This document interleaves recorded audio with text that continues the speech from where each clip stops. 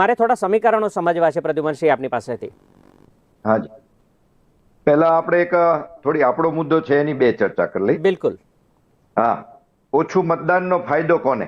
જી, સૌથી પહેલા તો લોકશાહીને નુકસાન છે એ પહેલા આપણે જોવાનું છે. ફાયદાની વાત તો પછીની છે. આ વોટ શેર વધે, આપણે વોટિંગ વધે એ માટે આપણે પ્રયાસ છે નિરંતર છેલ્લા 10 વર્ષથી. એના માટે ઘણા બધા સરકાર ખર્ચા પણ કરે છે.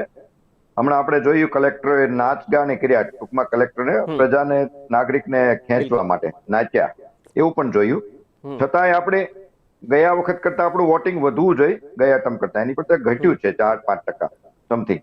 હવે આપણે જો 80% થી વધુ મતદાન થાય, 80% સમથિંગ થાય તો એ મજબૂત લોકશાહી ગણાય. આપણે અત્યારના સમયમાં આપણે જોઈએ છીએ કે આપણે 40 લોકો 140 લોકો તો મતદાન કરવા જતા નથી, અને બાકી ઘણા બધા પક્ષો હોય છે, અપક્ષો હોય છે. એમાંથી એવરેજ જોઈએ ગયા ટર્મની તો જે પક્ષ 100 માંથી 28 મત લઈ જાય એ પોતે જ સત્તામાં આવે છે.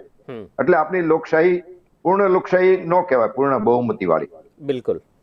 એટલે સૌથી પહેલી જરૂરિયાત તો મજબૂત સત્તાધારી પક્ષની સાથે સાથે મજબૂત વિરોધ પક્ષ પણ હોવો જોઈએ કે વોટર પોતે ત્યાં ખેંચાય, મતદાન કેન્દ્ર સુધી ખેંચાય કે હું આને નહીં તો આને મત આપીશ. એને ગરમીનું કારણ દેખાય નહીં, કે એની અંદર જ એટલો આમ ઉત્સાહ હોવો જોઈએ કે ગરમી તો હવે આ શરૂઆત છે 42 ડિગ્રી, હજી તો આપણે આગળ જતા ગરમી 45 ને 48 ને એવી વાતો છે. આગલા 10 વર્ષમાં ગરમી ક્યાંય પહોંચશે તો એના લીધે કઈ લોકશાહીને તો જોખમમાં મુકાય નહીં આપણે.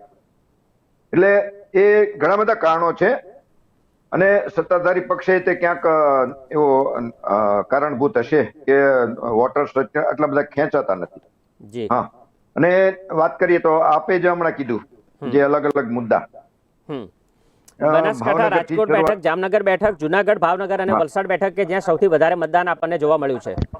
હા, બનાસકાંઠામાં તો ઉમેદવાર જ તે કોંગ્રેસના મજબૂત હતા, જે વન સાઇડ છે. એટલે બનાસકાંઠા તો જો બનાસકાંઠા અને આણંદ એ બેમાં જો કોંગ્રેસની સીટ નો આવે તો સમજી લેવાનું કે ઈવીએમ નું કાંઈક છે. એક આ સીધી એની ટ્રાયલ લેવાઈ જશે. આ બે સીટ તો ફાઇનલ છે. બાકી તમે રાજકોટમાં ટૂંકમાં હજી સીધું બહાર નથી આવતું. ઓછું મતદાન થયું છે રાજકોટનું. શું ક્ષત્રિય સમાજના કારણે ઓછું મતદાન આપણે માની શકીએ? રૂપાલાની જીત અંગે શંકા, રૂપાલાની જીત અંગે શંકા કે પછી ઓછા માર્જિનથી પણ જીત રૂપાલાની ખરી? આપનું શું મંતવ્ય પ્રદ્યુમનસિંહ એ બાબતે? એનું એક કારણ એક છે, રાજકોટમાં એકમાં જ ઓછું મતદાન નથી. શહેરી વિસ્તાર જે છે બીજેપી નો ચોખ્ખો વોટર્સ છે, એ દરેક જગ્યાએ એવરેજ ઓછું મતદાન છે. બિલકુલ. તો રાજકોટની વાત કરીએ તો ક્ષત્રિય સમાજમાં જે એના હિસ્સામાં આવતું હતું મતદાન એ પૂરેપૂરું થયું છે. અને જ્યાં સુધી હું માનું ત્યાં સુધી લેવા પટેલ સમાજનો ઉમેદવાર હતા, કડવા પટેલ પાટીદાર સમાજનો ઉમેદવાર હતા. એ બંનેના સમાજે પણ મતદાન પૂરું કર્યું છે. પછી કોની બાજુ કર્યું એ પછી વિષય અલગ છે. બિલકુલ. અને એ બાબત હજી પક્ષ પણ મૂંઝાયેલો છે કે લોકોને મોબાઈલમાં કોમ્પ્યુટર ઉપર ઇનડાયરેક્ટ પૂછે છે કે તમે રાજકોટમાં કોને વોટ આપ્યો? ભાજપને આપ્યો હોય તો 5 દબાવો, કોંગ્રેસને આપ્યો હોય તો 6 દબાવો, નહીતર પછી બીજું દબાવો કોઈને આપ્યો હોય તો. એ રીતનો સર્વે પણ ચાલુ થયો છે, એ આવશે બધાને. હા, એટલે એ નક્કી કરવું મુશ્કેલ છે, પણ જે મોટી કોઈ આટલી મોટી લીડ કે એવી તો શક્યતા નથી. હું વ્યક્તિગત રીતે માનું છું તે ત્યાં સુધી લગભગ એ રાજકોટની સીટ પણ કોંગ્રેસને ફેવરમાં આવે છે.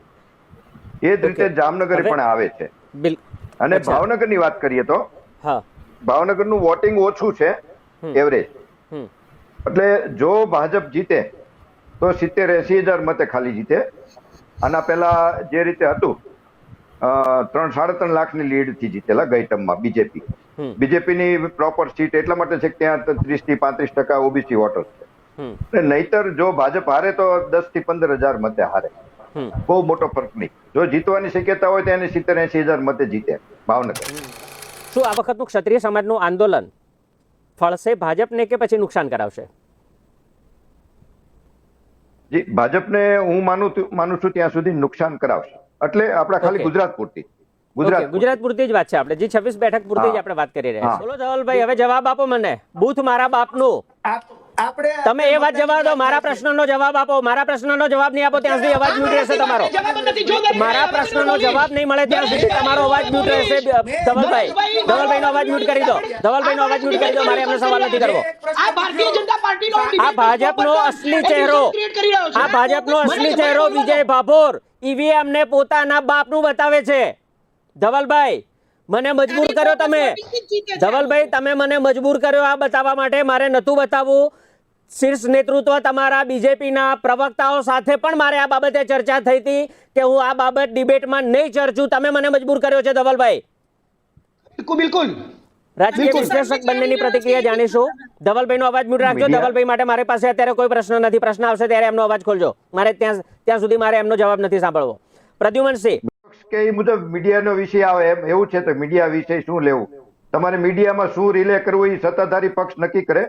ના ના, સવાલ એ છે કે બૂથ કેપ્ચરિંગનો જે વિડીયો છે એ ડિબેટમાં અમે ચર્ચામાં નહીં લઈએ ત્યાં સુધીની મેં ચોખવટ કરેલી, પણ મજબૂર કરે છે બીજેપી મજબૂર કરી રહી છે. આ વસ્તુ એકચ્યુઅલી ચાલી જ રહી છે. આપણે નથી ચાલી એવું નથી, ઓલરેડી ચાલે છે, પણ ડિબેટમાં નથી લેવી. ડિબેટમાં એટલા માટે નથી લેવી કારણ કે એના ઘણા બધા 1975 નું નથી આ. જી, 1975 માં ઇન્દિરા ગાંધી વખતે બૂથ કેપ્ચરિંગ થતા હતા. આ 2024 માં છીએ, હજી આપણે ત્યાં ને ત્યાં છીએ. પાકિસ્તાનની વાતો કરીએ છીએ આપણે, બીજી કેટલી બધી ડર પેદા કરવાની વાતો કરીએ છીએ, વિકાસની વાતો કરીએ છીએ. દુર્ભાગ્યપૂર્ણ વાત એ છે કે આ વિડીયો સોશિયલ મીડિયામાં ફરે છે પણ ક્યાંય નેશનલ ન્યૂઝમાં ક્યાંય નથી. જી, નેશનલ ન્યૂઝની કોઈ પણ ચેનલમાં આ વિડીયો નથી આવતો. એટલે શું અમુક ન્યૂઝ ચેનલ હોય તે પાર્ટીના કંટ્રોલમાં છે? અને બીજી બાજુ આપણું આ મીડિયાની સ્વાતંત્રતા બાબત 159માં નંબરે ઇન્ડિયા આવે છે, તો એની સામે પછી એ નંબર પદ્ધતિની સામે આક્ષેપ કરે છે. એટલે દેશને ક્યાં લઈ જવા માંગે છે?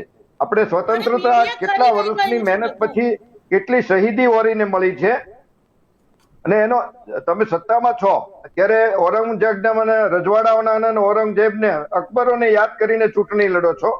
આપણે અત્યારે અહીંયા 10 વર્ષમાં તમે શું કર્યું? મતદાર શા માટે બૂથ સુધી નથી આવતો? શા માટે?